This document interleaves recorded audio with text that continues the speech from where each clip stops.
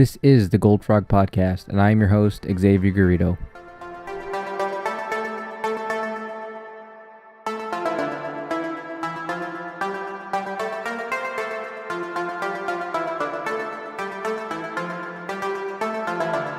Just want to say thank you to everybody for listening to the podcast. Make sure you check out our new Instagram account. That is Gold Frog Podcast at... Wait, that's not how it goes. It's just at Gold Frog Podcast. It's on Instagram. It'll be in the link in the description. And I'd like to apologize for this past week's lack of an episode. I've been pretty busy with school recently, and I had 2 exams that lined up, and it just wasn't a good time for the podcast. But I'm trying to get back on track now, and I hope you guys have a good time listening to this episode. So let's get right into it. As an update to the Solar Observatory story from the New Mexico Solar Observatory, of course, apparently it all turned out to be just a sting against a janitor at the facility who was caught distributing and using the observatory's laptops and servers in order to store and distribute child pornography. And I think that is that's an explanation that definitely hasn't sat well in the conspiracy theory community. And if that is true, that is truly horrible. That's pretty much one of the most terrible crimes possible, in my opinion. And it's really just sad to see how polarizing something like this could be, because in one way everybody wants it to be, that's the funny thing, everybody wants this whole thing to have turned out to be some sort of big terrible conspiracy, like the government's covering something up, but then reality can be so much more ugly at the end of the day. And that's something to reflect on. But a lot of the reason that this conspiracy theory was being hyped, it's sort of like the conspiracy theory market is it's kind of like a cryptocurrency market. It's very speculative, and people try to get in on the ground floor, and in doing so they sort of build it up, and then whenever some news like this comes out, the bubble pops, and it's just, the story's pretty much pointless at that point. I think for the next couple years or so, people are going to be saying that this really was just a cover-up, and at the end of the day, there's no way to prove whether or not it was a cover-up. It's just one of those things, like, there's going to be, if it is a cover-up, which I don't think it is, in the future there will be some sort of document leak, and it'll be confirmed or something like that. Initially, I really was into this conspiracy theory. It was a sort of perfect storm, if you will. It was something that happened in New Mexico, which strangely, I talk about a lot of things that happen involving New Mexico, even though I haven't lived there in a really long time. But it involved something with New Mexico, and it involved something with Hawaii, where I live right now. So it was just very interesting, and I was waiting to see. I wasn't waiting to see if anything came out of it. I was willing to see if nothing came out of it, because if nothing came out of it, then it would have been truly suspicious. But something did come out of it, and it was pretty bad. But it could have been worse. Thankfully, it was not worse.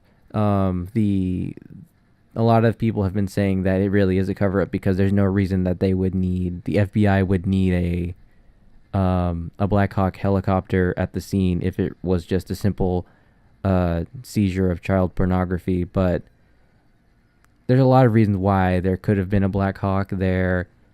At the end of the day, I think that, actually, I know that the reports of many observatories, there's 6 of them, whose webcams and the sites themselves were closed down. But in doing research in it, the observatories themselves that were reported to be closed, I think there was only one that was actually closed. And all the webcams were down, but they weren't down like after the story was originally broke. The story breaking being the report that the observatory was evacuated. And when I originally read an article on this before the news of the official explanation, was the report on the website was that there was these six observatories, one of which was the Hilo Observatory. Their webcams were shut off, but that wasn't true because a lot of those webcams have either been not been being used at all in like the past like decade, or they just become defunct because people stop caring about them or looking after them, or some of them just I think there was one. I think it was the Hilo one, but I think that if I know anything about that one probably is just offline because of neglect. But shots fired. The the where was I? I go on tangents and then I lose myself. So basically, anything that could have given this conspiracy credence has basically been debunked, and it's more or less it was just a big speculation bubble that just kind of popped all of a sudden. And if something really did happen there, I mean, we probably won't know about it. And I hope something else other than what happened there, honestly, because that's pretty terrible. And of course, our first thing we're going to talk about, or I guess really our second topic, is going to be a conspiracy surrounding the remains of the Native American figurehead Geronimo. Geronimo has a very interesting past, and it's I don't even know where to start with it because I'm not going to get into it on the podcast. So I'm going to assume that you know a little bit about his past. So he was a very influential individual, and he was buried after because he was imprisoned there at Fort Sill, and he was because he like I said he was imprisoned there and he was buried there, and there were reports that his body was exhumed. The reason that this conspiracy exists at all is because of a letter that was written from a member of a secret society to another, which we're going to get into. And the letter reads, quote unquote, "The skull of the worthy Geronimo the Terrible, exhumed from its tomb at Fort Sill by your club and the knight Hafner, is now safe inside the tomb, together with his well-worn femurs, bit, and saddle horn." And that is the prime piece of evidence for this conspiracy. So let's get into it. And it's not necessarily true, but according to this conspiracy, his remains were disturbed and his skull was actually stolen by this group of airmen who flew during World War I. And the reasoning that this is a very interesting story is that the group who was supposedly stole him was these 6 or so individuals who were a part of the Skull and Bones Society, which is a secret society that exists. It exists in relation to Yale University, and it has had many, many interesting and influential members of its alumni. Its alumni include Prescott Bush, who is the father of George H.W. Bush, who is also a member. One of a few presidents actually who was a part of this society. So that's George H.W. Bush, George Bush, President Taft. I think there's another one that I can't think of at the moment, but all of those people are part of this society. And it's interesting that even Prescott Bush has been suspected of being a part of this group who exhumed Geronimo's body. And in the present and in the past, I believe even pretty far back, like 40 years or so, members or the descendants of Geronimo, I believe about 20 of his descendants have filed lawsuits against the Skull and Bones Society, Yale University, and other members of the U.S. government, including President Obama. So this is a very recent controversy. It's very old and very recent at the same time, which I think is interesting. And just the thought that somehow a former president's father was involved in it is also very crazy to me. So every time one of these lawsuits happen, they always ask for their ancestor Geronimo, his remains, to be returned from New Haven, Fort Sill, and wherever else they may be found. So the reasoning for that is because the Skull and Bones building, the tomb, as it's called, is located in New Haven, Connecticut. And the official burying spot of Geronimo is Fort Sill. And basically the family believes that it is 100% true that they stole his skull. And of course there's this letter to back it up. And whether or not the letter is fake or real, it's not I think it's more likely that the letter is real because it doesn't seem like something that would be above anybody at the time. Like it's just it's not just the desecration, but it is the desecration of a Native American um, who was buried there, and it's a notable Native American. And to think that some secret society who we don't know what they get up to at all would be against the idea of taking these remains and displaying them, I don't think that that's very far fetched at all. And it's another one of those conspiracies where it's just as hard to prove that it's true as it is to prove that it isn't true. Because to prove that it's not true, you would have to, or somebody would have to, exhume Geronimo's current resting place and to see if the skull is there and any of the remains the other things that he was buried with are there. And that, of course, would be a big no-no for obvious reasons. And until, or even if, Geronimo's remains are ever returned to his family, that is when we'll be able to figure out whether or not this is true.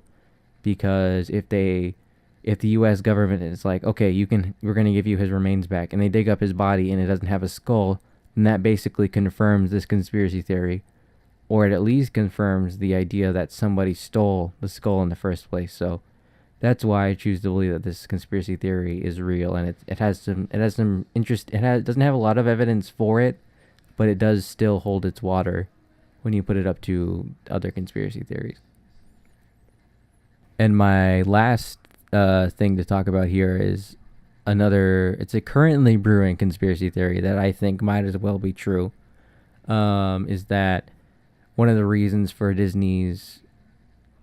one of the reasons that Disney made Frozen was to quell rumors about Walt Disney's supposed freezing and storage somewhere, on the Disneyland campus.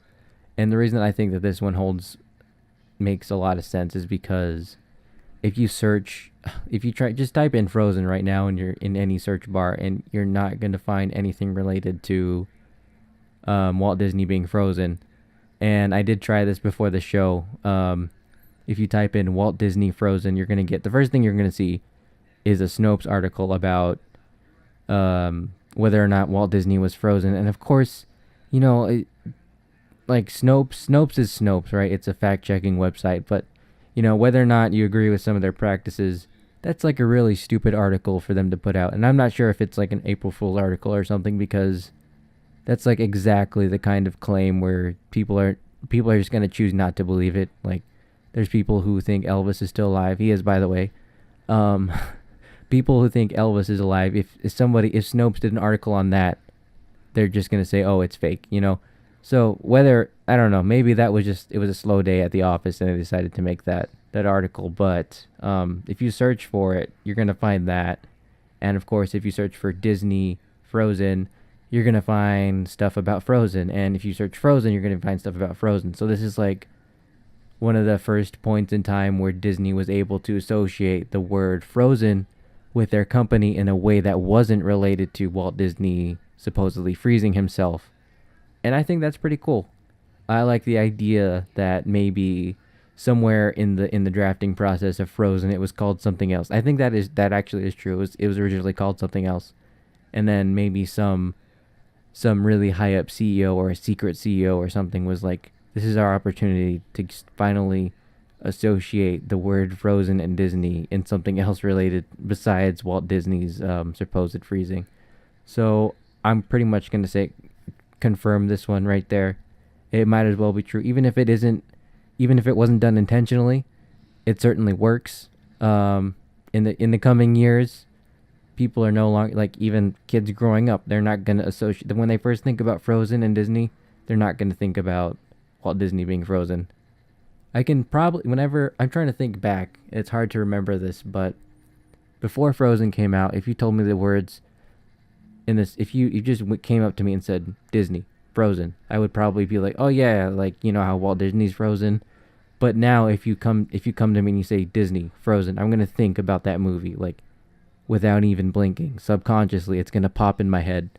And I think that this is an interesting form of, I guess, guerrilla marketing, where whether or not it's intended, there has been this cultural shift in the public subconscious away from this conspiracy theory. and it's like the perfect, most eloquent cover up that I have seen in recent times. That was our third episode of the Gold Frog podcast. We are a semi bi weekly podcast focused on the paranormal and the fringe. As always, you can contact us at goldfrogpodcast@gmail.com. I'll have that in the description. And in addition to that, we've also added an Instagram account, which is just at Goldfrog Podcast.